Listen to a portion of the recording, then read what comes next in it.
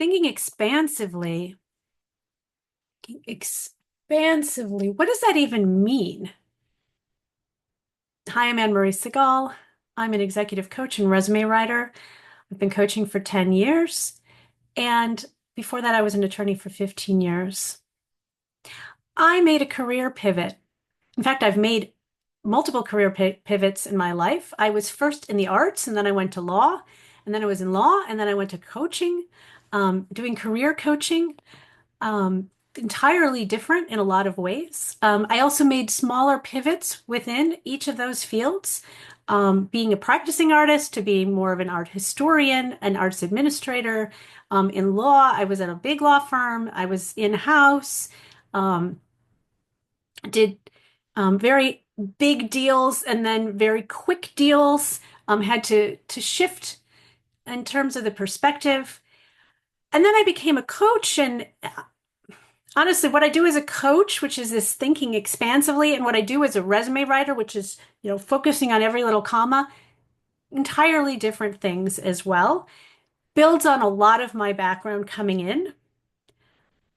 I'd love to share with you how you can think expansively about your career and your life as an extension, um, because we are not our jobs, although our identity is often very tied up in them. Thinking expansively. I'm very deliberately taking a deep breath because I think holding our breath is a lot of what we do in the first instance. We tighten up. And this video series is directed at people who've been laid off, um, really in the wave of what's going on now in the United States in spring 2025. Um, echoes 2020 in the way that the pandemic came in and we were like, how are we ever going to survive this? Well, we'll survive this as well. Maybe that was a Freudian slip. Um, Thinking expansively.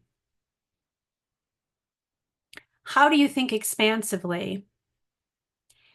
One thing you do is you separate yourself from your most recent job. It's gone. It may or may not be coming back. It's probably not. Think of yourself in the larger context of who you are and what you want to contribute to the world. Where are your talents? Where does your passion lie? How can you recover that passion, especially if you've been working in a very specific, specialized role and you might have kind of put everything else on the wayside? This is an opportunity for you to think about, what else am I as a human being? What else am I in terms of the career talents that I have to offer to the world? In other words, professionally, and in a context of doing a job, what is it that I can offer? So you might have had a very specific role that left out a whole bunch of who you are, and maybe you can bring some of that back in. Maybe you want to find a role that's very similar to what you had already. But again, think expansively about what you were doing. How did you actually contribute to the larger picture?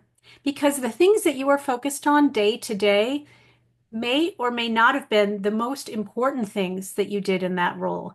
The way that you really changed the policy that was going on, or moved the ball is the way I really talk about it most of the time with my clients. Where did you move the ball? Thinking about your accomplishments. I'll talk about resume in another video further along, but right now I'm thinking about the very nuts and bolts of the transferable skills, the accomplishments, but then how do they fit in the larger picture of what someone might be looking for in terms of your next target role? You might want to take a piece of paper and just start thinking about it. Where do I add value? Where can I add value? What are my talents? What are my strengths? Excuse me. And then how do I see when I look at job descriptions, when I look at company websites, or organizational mission statements, how do I see what is the call of what they're looking for in terms of what I can add as a professional? How do I line myself up with that? It's about telling the right story to a large extent, and I'll talk about this more. But telling a story of you and yourself as a candidate and your career to date, and how you start with the end game. You start with the target in mind and then think about how to direct the story to them.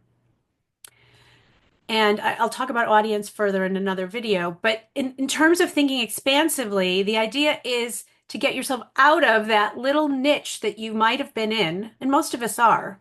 You know, we get blinders. We're in the niche of whatever we've been doing lately. And think about the larger context. That's thinking expansively.